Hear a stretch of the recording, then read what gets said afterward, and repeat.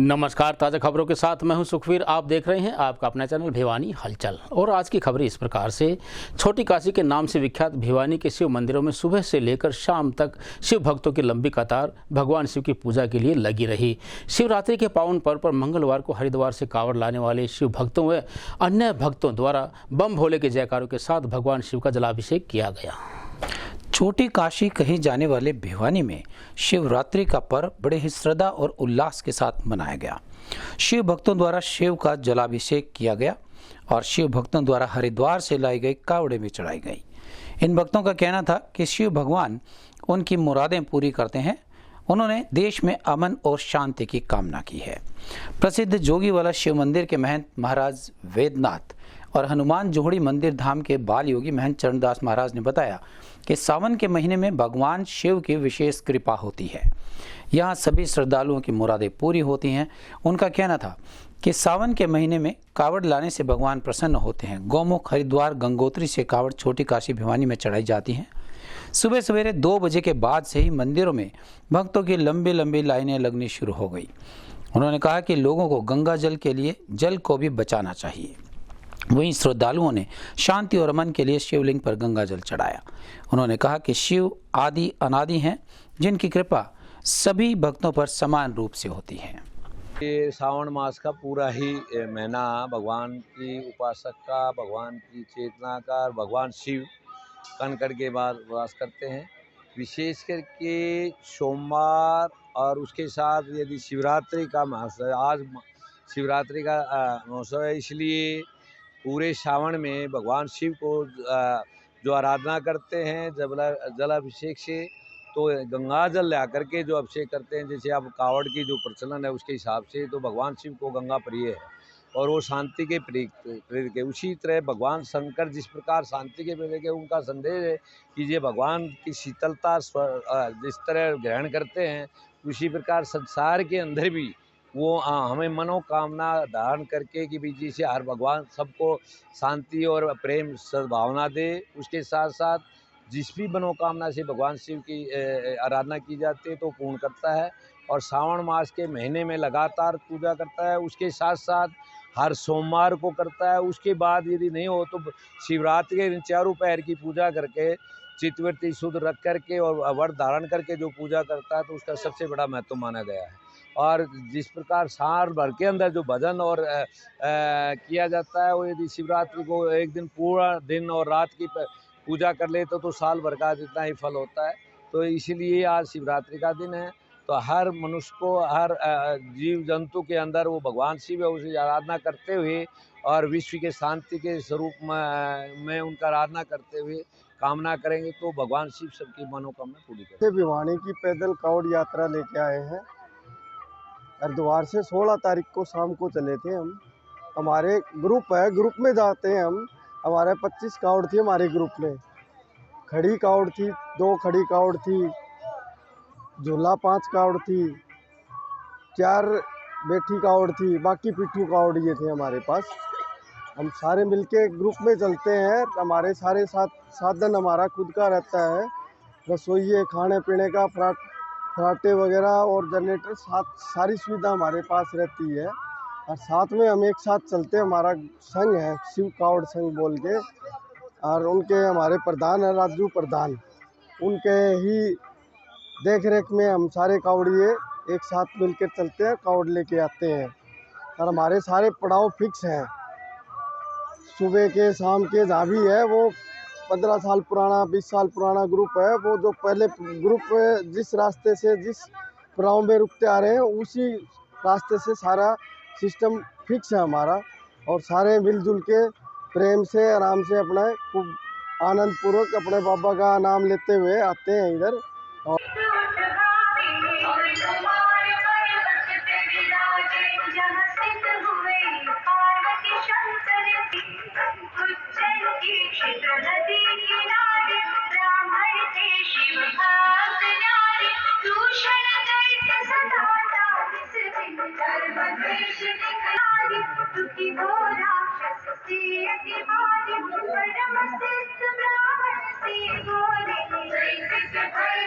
हर कोई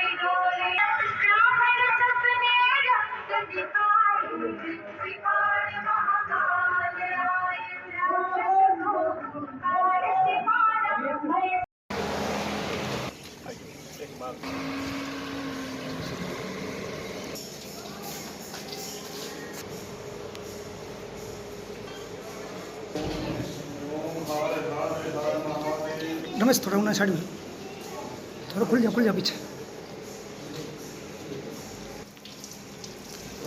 झुको ना।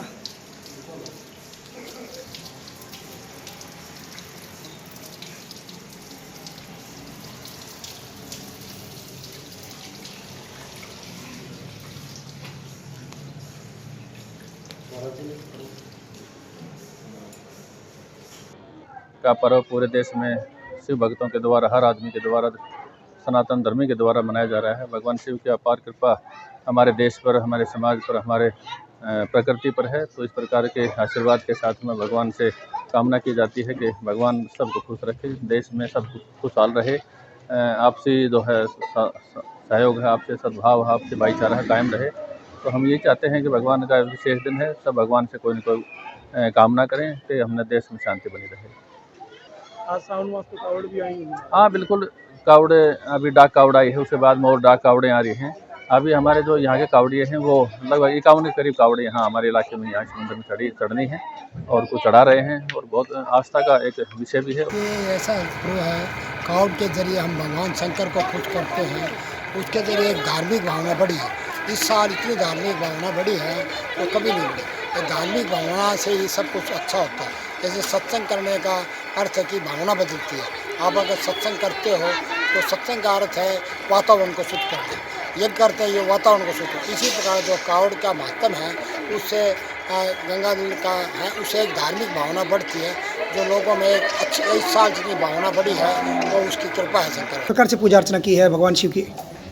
मेरा नाम ईशा है। मैं यहाँ पे आज महाशिवरात्रि के अवसर पर आई हूँ। हमने बहुत अच्छे से यहाँ पे पूजा अर्चना की है।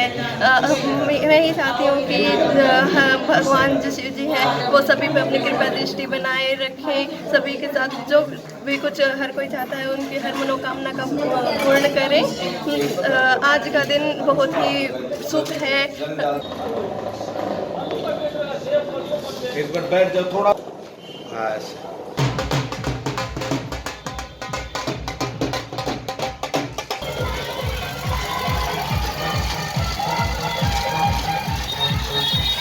भगवान शिव की पूजा के आज और व्रत किया शिवरात्रि का। भगवान शिव की अर्चना पूजा के साथ से बेल पत्थर और भांग वगैरह चढ़ाते हैं, तो शिव पार्वती की पूजा करते हैं।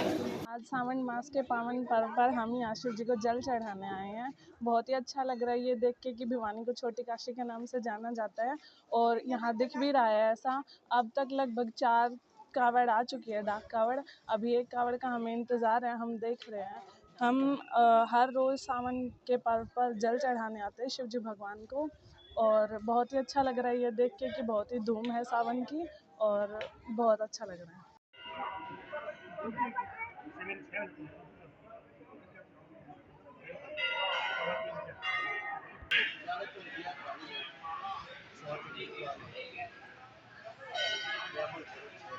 क्या नाम है?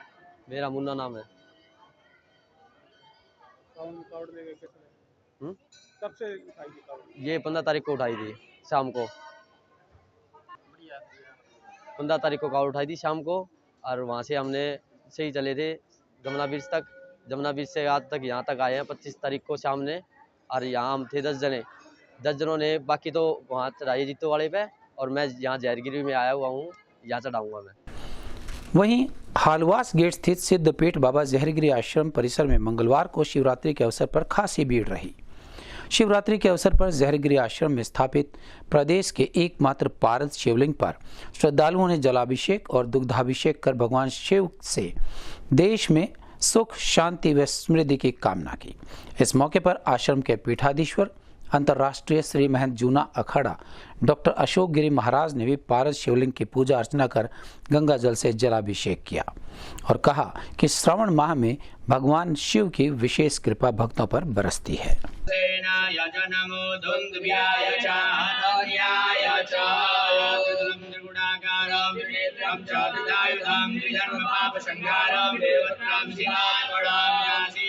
मासे च कालभैरवपूजनं प्रयागे माघमासं च बिल्वपत्रं शिवार्पणम् ॐ नमः शिवाय बिल्वपत्राणि समर्पयामि पूर्वात्मा भक्ते श्री पार्थिश्वर महादेवाय नमः।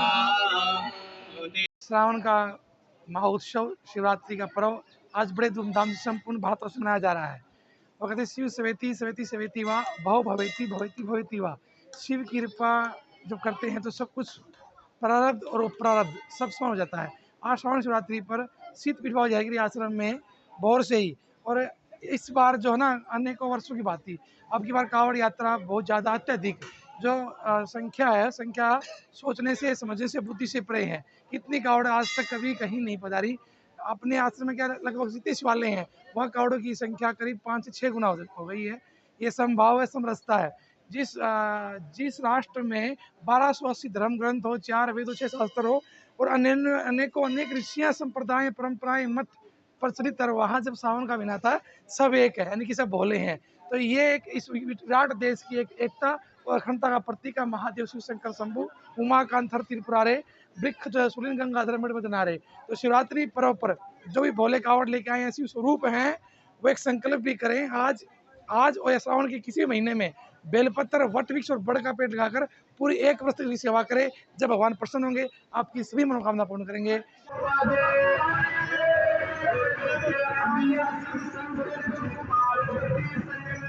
मंगलवार को चरखी दादरी के विभिन्न मंदिरों में शिवरात्रि के अवसर पर शिव भक्तों द्वारा भगवान शिव के जयकारों के साथ भगवान शिव का जलाभिषेक किया गया। हरियाणा के चरखी दादरी में भी शिवरात्रि का पर्व बड़ी धूमधाम से मनाया गया। सुबह सवेरे से ही मंदिरों में श्रद्धालुओं की लंबी लंबी कतारें देखने को मिली। गौरतलब है कि कोरोना काल के बाद पहली बार मंदिरों में भारी भीड़ देखने को मिल रही है। यहाँ भी कावड़ियों ने रात्रि लगभग 12 बजे के बाद से ही भगवान शिव के लिंग को जलाभिषेक शुरू कर दिया था। शिवलिंग पर जलाभिषेक अनेक भक्तों द्वारा किया गया।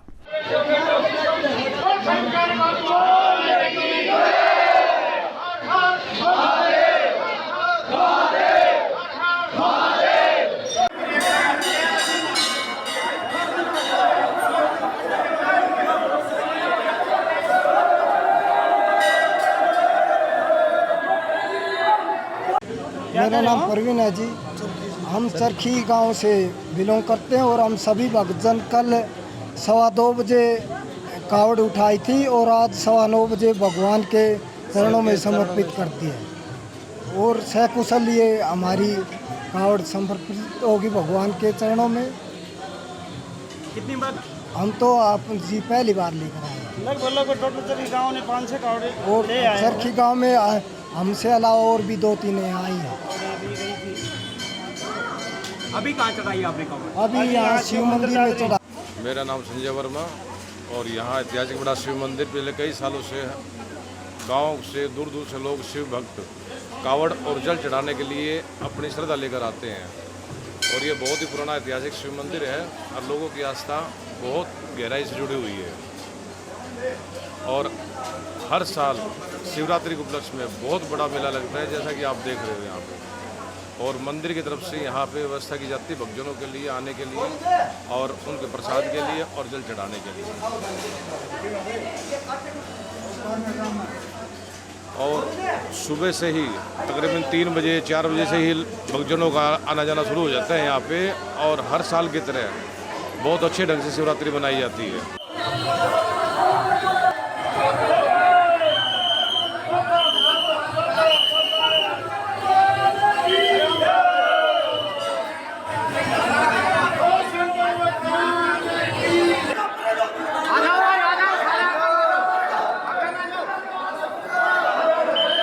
आज प्रातः 4 बजे से ही जो है मतलब मेला का जो है प्रारंभ हो गया है।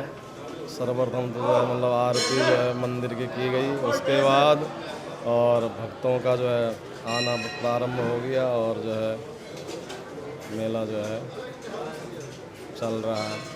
शिवरात्रि का त्यौहार जो है मतलब क्योंकि भोलेनाथ जो है दुखम हरती इति रुद्र, रुद्र का अर्थ है कि मतलब दुखों को हरण करने वाले। और शिव जी की आराधना जो है मतलब सर्वोपरि है। वेद शिव शिवो वेद, वेद ही शिव है और शिव ही वेद है। तो शिव जी की आराधना करने से जीव का कल्याण है और शिव ही सत्य है और कल्याणकारक है।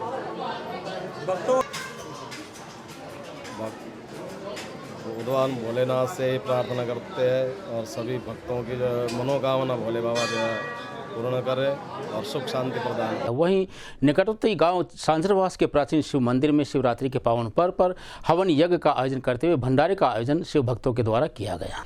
वहीं गांव सांझरवास के प्राचीन मंदिर में भी भक्तों द्वारा भगवान शिव पर हरिद्वार और गंगोत्री से लाया हुआ जल चढ़ाया गया। प्रति वर्ष की भांति यहाँ विशेष मेला भी लगता है जिसमें अनेक श्रद्धालु दूर दूर से पहुँचते हैं। भक्तों ने भी भगवान पर जल चढ़ाकर जलाभिषेक किया तो गांव वालों ने भी कांवड़ियों की सेवा में कोई कसर नहीं छोड़ी। सावन की शिवरात्रि के उपलक्ष्य में आज मेरे दोनों गांव ने सांझरवास और फोगाट के युवा और बुजुर्गों ने, माताओं और बहनों ने रुद्राभिषेक के अंदर जल का बहुत बड़ा योगदान दिया है और ये प्राचीन परंपरा हमारे गांव के बुजुर्गों ने शुरुआत की थी। इस प्राचीन परंपरा को बरकरार रखते हुए आज भव्य मेले का आयोजन रहा और भव्य झांकी रही और भव्य हवन और खीर के भंडारे का प्रोग्राम रहा। और ये मैंने अपने बुजुर्गों से, युवाओं से यही आग्रह किया है कि हमारे बुजुर्गों की ये पद्धति ऐसे ही हमेशा बनी रहे और ऐसे ही डाक कावड़ और पैदल कावड़ ला के जलाभिषेक करवाया जाए और हर साल हर शिवरात्रि के ऊपर रुद्राभिषेक का आयोजन होता रहे और भगवान सब की मनोकामनाओं को पूर्ण करें। आज़ादी के अमृत महोत्सव के तहत बिजली मंत्रालय की ओर से उज्ज्वल भारत उज्ज्वल भविष्य पावर अभियान के तहत सोमवार को गांव सुई के सभागार में जागरूकता कार्यक्रम का आयोजन किया गया। इस अवसर पर भिवानी के उपायुक्त RS ढिल्लों ने बतौर मुख्य अतिथि शिरकत की। इस अवसर पर मुख्य अतिथि द्वारा बिजली के क्षेत्र में सरकार की 8 साल की उपलब्धियों के बारे में विस्तार से बताया गया। कुशल भारत उज्ज्वल भविष्य योजना के अंतर्गत सोमवार को भिवानी के नजदीकी गांव सुई के सभागार में एक विशेष कार्यक्रम का आयोजन किया गया। इस कार्यक्रम में भिवानी के जिला उपायुक्त श्री RS ढिल्लों मुख्य अतिथि के रूप में पहुंचे। वहीं नोडल ऑफिसर एवं मुख्य कार्यकारी अधिकारी जिला परिषद भिवानी से श्री कुशल कटारिया ने पहुंचकर इस कार्यक्रम के आयोजन में अहम भूमिका निभाई। कार्यक्रम में अधीक्षक अभियंता कुलदीप सिंह, BBMB भिवानी अधीक्षक अभियंता रणवीर सिंह दक्षिण हरियाणा बिजली वितरण निगम मुख्य रूप से मौजूद रहे। वहीं कार्यक्रम में महिला एवं बाल विकास विभाग द्वारा एक नुक्कड़ नाटक का आयोजन किया गया जिसमें बिजली चोरी को रोकने के लिए और बिल भरने के लिए क्या क्या फायदे हैं इसके बारे में विस्तार से बताया गया। इसके साथ ही साथ इस कार्यक्रम में ऊर्जा मंत्रालय के द्वारा 2047 को लेकर एक विशेष विजन भी पेश किया गया।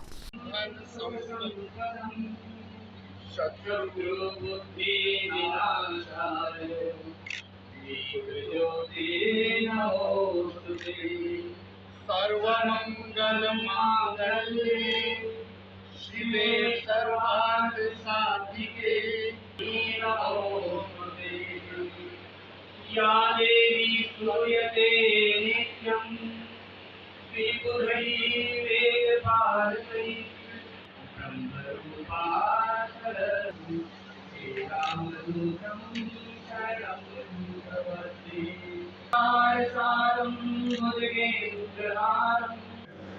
कार्यक्रम के तहत 8 साल की केंद्र और राज्य सरकार की बिजली मंत्रालय की जो बिजली के विकल्प के बारे में भी बताया जाएगा।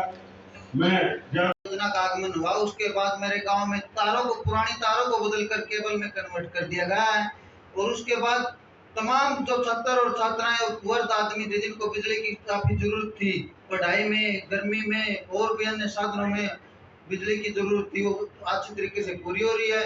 इसके साथ साथ अब भी अगर कोई समस्या आ जाती है तो मैं महकमे के तमाम अधिकारी, कर्मचारी, JE, ALM, SDO साहब सबको बधाई के पात्र हैं। ये तुरंत प्रभाव से हमारे गांव की बिजली को ठीक कर देते हैं। हमारे अतिथिगण सभी को सबसे पहले मेरा नमस्कार। मैं उमेश सिंह दैया निगाना से नंबरदार हूँ। मेरा गांव जगमग गांव है। हमारे गांव में बिजली की काफी किल्लत थी, तारे बहुत खराब थी, बिजली की नई केबल लगा दी गई है। हमारे 2 गांव है निगाना कलार खुर्द में, अब कोई किसी प्रकार की दिक्कत नहीं है।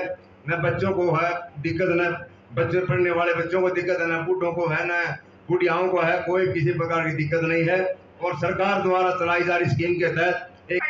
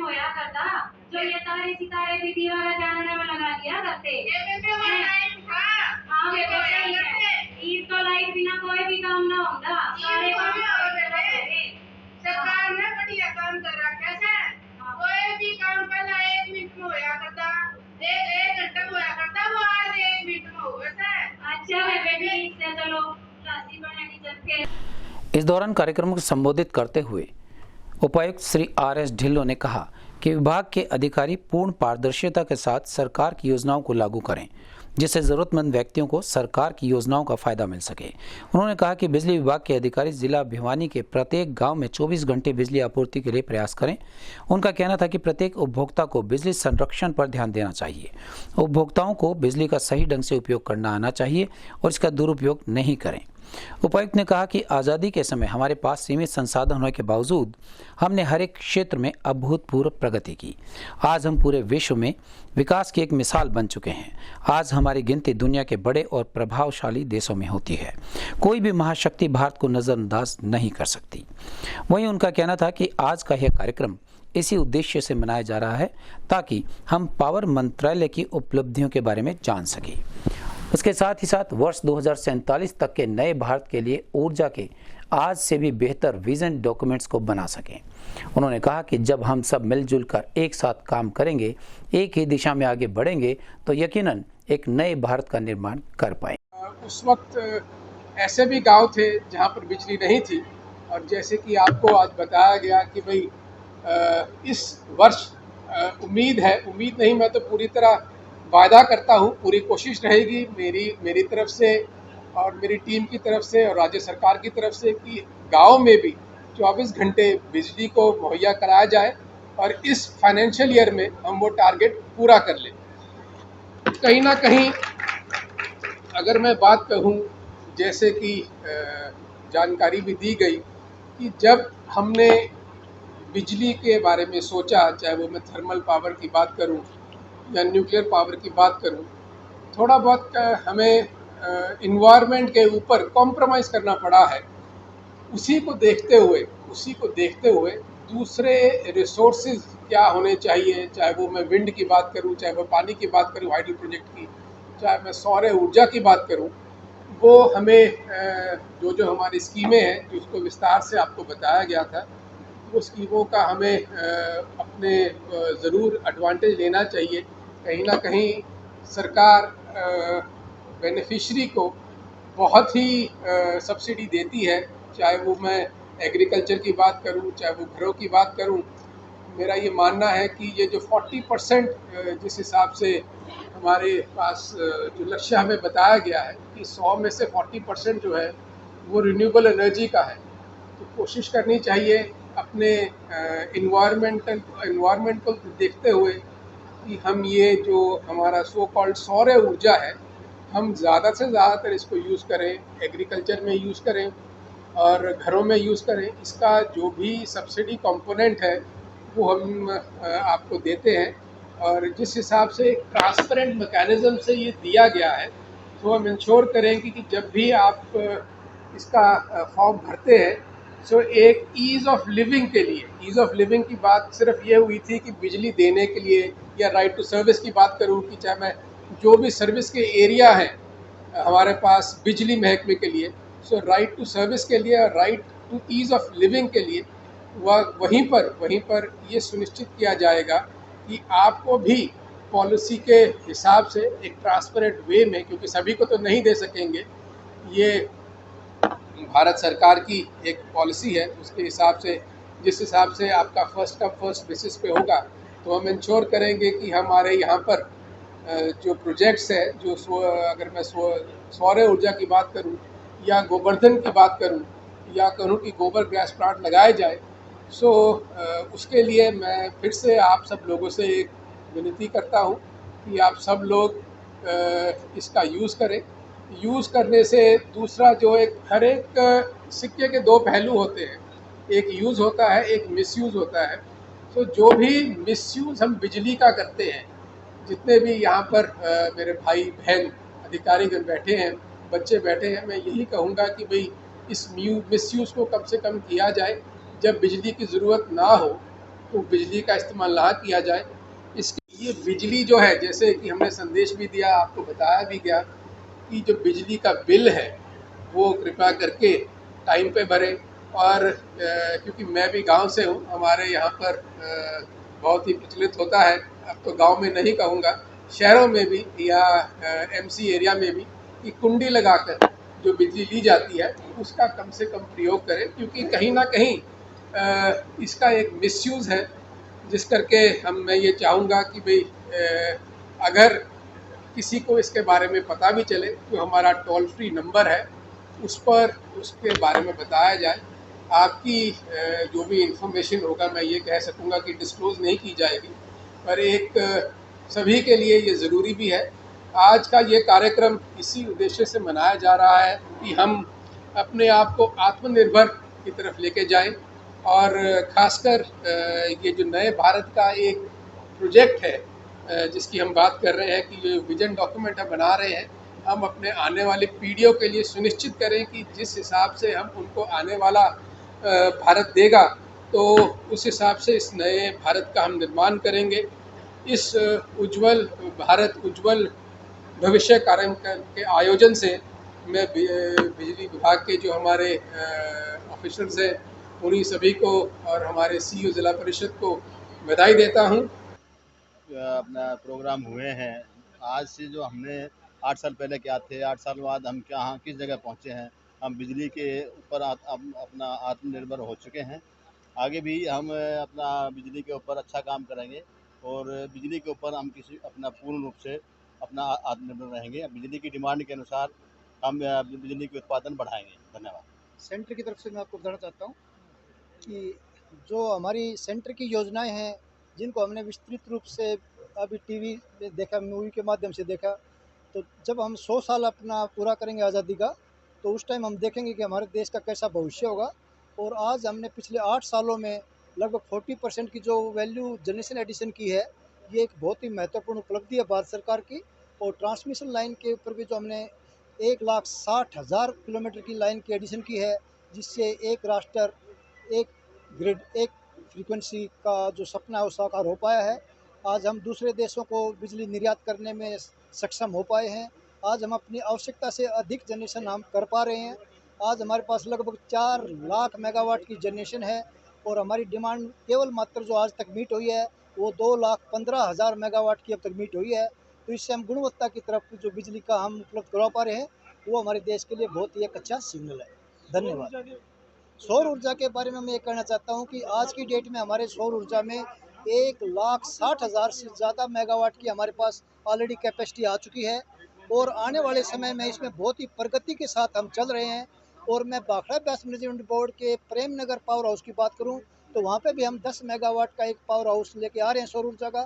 और सारा जो हमारा थ्रस्ट हब और सौर ऊर्जा की तरफ और रिन्यूएबल एनर्जी की तरफ है, कन्वेंशनल से हम हटके सौर ऊर्जा की तरफ आ रहे हैं और भाखड़ा ब्यास मैनेजमेंट उसमें एक अग्रणी भूमिका निभा रहा है। महिला उद्यमिता से होगा राष्ट्र निर्माण का मार्ग प्रशस्त। महिलाएं सौर ऊर्जा को अपनाकर बनाए अपना आप को आत्मनिर्भर, यह कहना है हरियाणा जनमंच की अध्यक्ष एवं महिला मोर्चा की प्रदेश महामंत्री मीना परमार का। ये विचार उन्होंने भिवानी के निकटवर्ती गांव लाडनपुर में महिला पंचायत को संबोधित करते हुए व्यक्त किए। हरियाणा जनमंच की अध्यक्ष एवं महिला मोर्चा के प्रदेश महामंत्री श्रीमती मीना परमार गांव ढाना लाडनपुर पहुंची। गांव पहुंचने पर महिलाओं ने श्रीमती परमार का फूल मालाओं के साथ जोरदार स्वागत किया। उन्होंने कहा कि जिस देश की महिला सशक्त व स्वावलंबी होगी वह देश अवश्य तरक्की के रास्ते और बुलंदियों को छुएगा। इसीलिए आत्मनिर्भर राष्ट्र बनाने हेतु महिलाओं का आत्मनिर्भर होना जरूरी है। उन्होंने कहा कि महिलाएं चूल्हे चौके से बाहर निकलकर स्वावलंबन की राह को अपनाएं और स्वावलंबी भारत बनाने के सपने को साकार करें।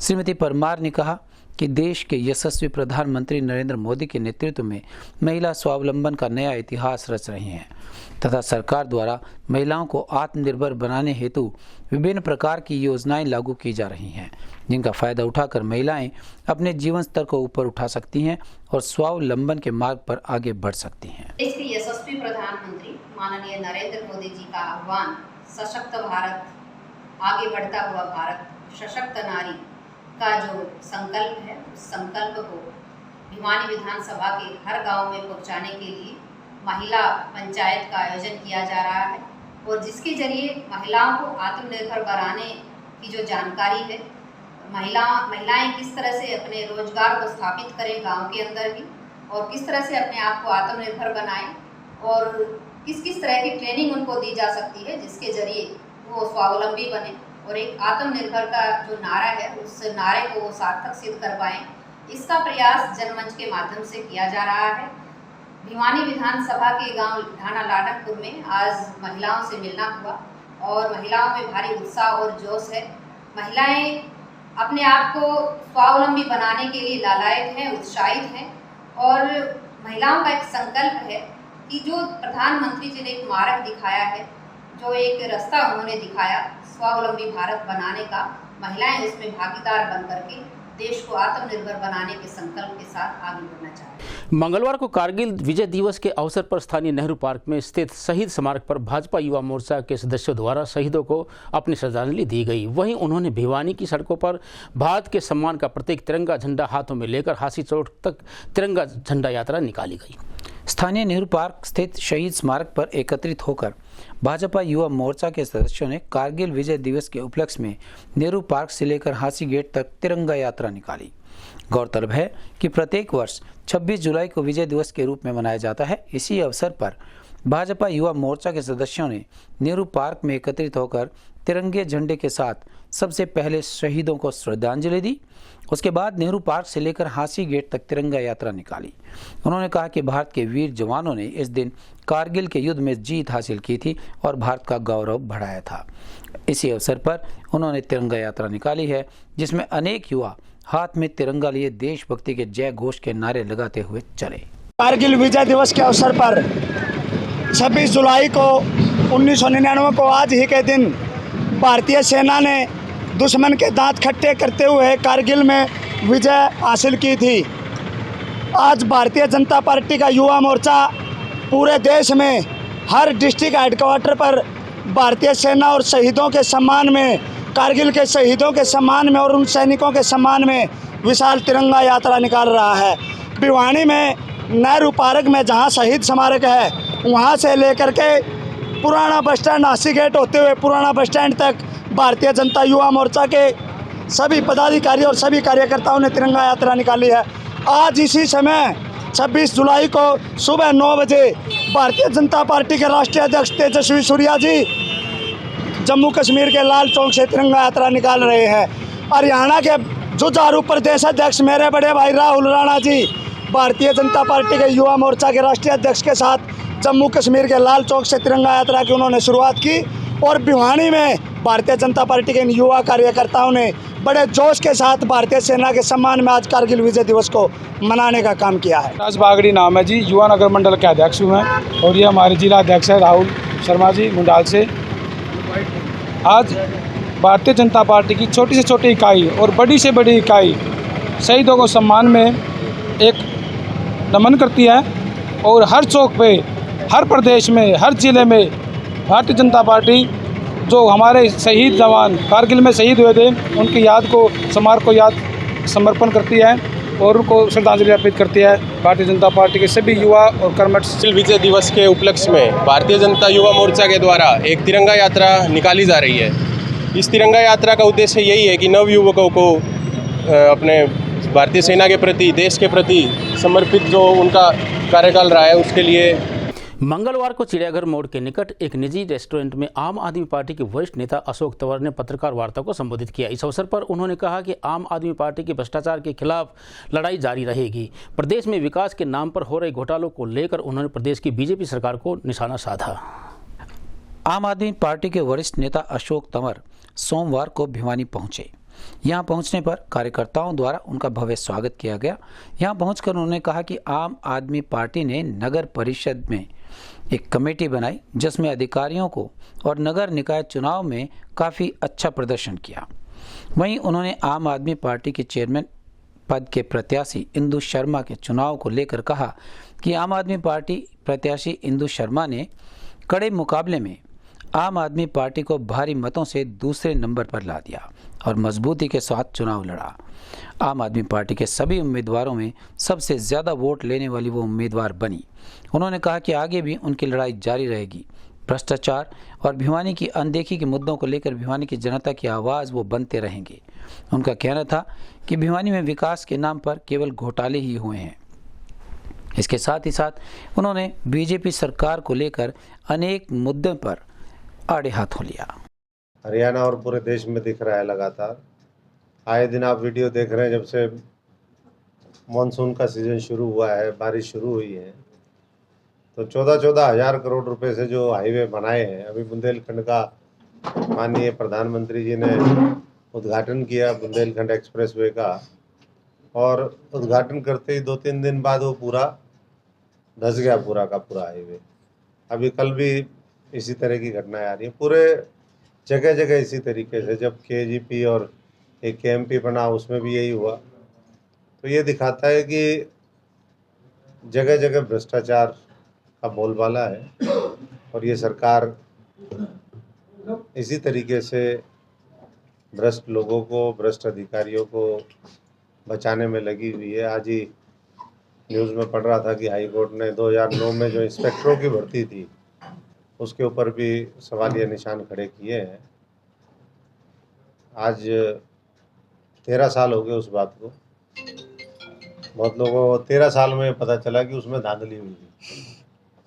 पूरे प्रदेश को तो ये पता ही था धांधली, जिस तरीके से उसमें चयन हुए थे। अगर उनकी बैकग्राउंड को अगर पहले ही देख लेते कि कौन कौन किस किस का रिश्तेदार है तो वैसे ही पता चल जाता। लेकिन जो लोग बीजेपी के सामने डरे हुए हैं, सरेंडर कर रखा है, तो उनका कुछ होता भी नहीं दिखता। चाहे वो लाखों करोड़ के उन्होंने घोटाले किए हों, चाहे भर्तियों में धांधली करी हो, तो ये सब सामने स्थिति है।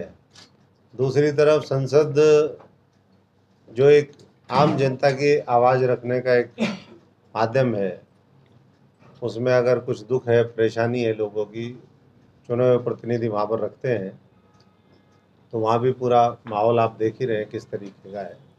कल ही 4 सांसदों को पूरे सत्र के लिए सस्पेंड कर दिया गया। तो मुख्य विपक्ष दिखता है लोगों को, वो कहीं भी लड़ने के लिए सक्षम नहीं है और कहीं ना कहीं वो सरकार के सहयोगी के तौर पे काम कर रहे हैं। कारण क्या है, क्या नहीं है, वो तो वही बता सकते हैं। और ऐसे में आम आदमी पार्टी जैसी पार्टी की एक सख्त ज़रूरत है जो उनके मुद्दों को लेकर के लड़ाई लड़े। किसान, मजदूर, गरीब की, नौजवान की, हर वर्ग की जो कानून व्यवस्था ध्वस्त हो चुकी है। पीछे माइनिंग का आपने देखा किस तरीके से नूह के अंदर एक डीएसपी को मार दिया गया। इधर भी तो शाम और डाडम और ये पूरा इलाका महेंद्रगढ़, भिवानी का, ये भी माइनिंग का एरिया है। और सब लोग इस बात को महसूस कर रहे हैं कि माफिया राज वो हावी है, चाहे वो माइनिंग माफिया हो, भू माफिया हो, नशा और ड्रग के लिए माफिया की बात करें। मंगलवार को कारगिल विजय दिवस के अवसर पर लिटिल हार्ट पब्लिक स्कूल के बच्चों द्वारा व स्टाफ द्वारा देवसर धाम प्रांगण में युद्ध के शहीदों को श्रद्धांजलि दी गई। इस अवसर पर बतौर मुख्य अतिथि पहुंचे विद्यालय के एमडी पवन गोयल व भावना गोयल ने भारत को सुरक्षित रखने के लिए शहीदों के बलिदान पर प्रकाश डाला। इस अवसर पर बच्चों द्वारा अनेक देशभक्ति के गीत प्रस्तुत किए गए।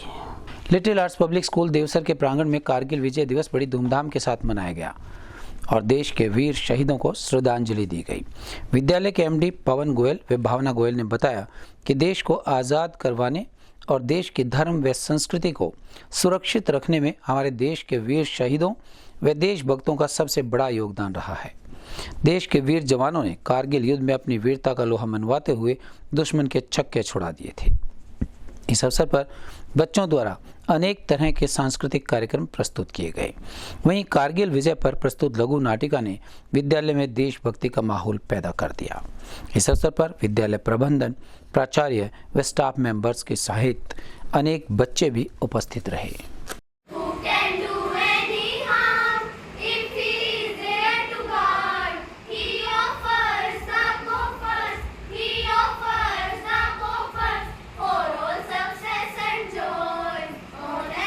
आज की खबरों में बस इतना ही। अब मुझे दीजिए इजाज़त। देखते रहिए आपका अपना चैनल भिवानी हलचल।